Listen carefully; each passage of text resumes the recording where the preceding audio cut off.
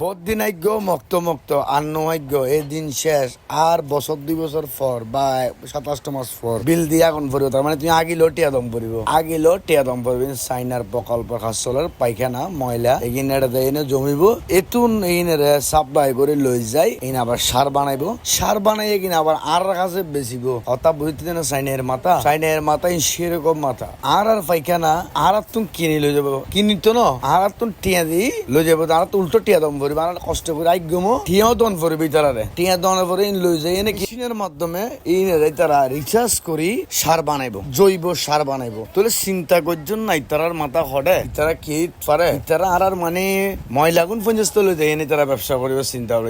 তালাই তো চাইনার মধ্যে বুদ্ধি বেশি, পরামর্শ বেশি। অন্য দেখুন না বিভিন্ন জায়গার মধ্যে লেখা আছে অর্ধেক বুদ্ধি লইতে গেলে চাইনা শহরের জলবে। আসলে চাইনা এর মাথার লগা আর্ধেক দায়িত্ব না। ঠিক আছে তৈলে ভালো থাকবেন, ভবিষ্যতে ফেখানা বাড়ি বেলা টিয়া লাইবেন। আর মুরব্বী হলে ম্যাথর আনি পরিষ্কার করতে, এখন আর ম্যাথর লাগবে না, খুব সুবর্ণ সুযোগ। ডাইরেক্ট ফাইভ তাইব, ফাইভের মাধ্যমে বাথরুম আইনে ডাইরেক্ট অ্যাডে ফরিব, ময়লা কিনে অ্যাডে ফরিব।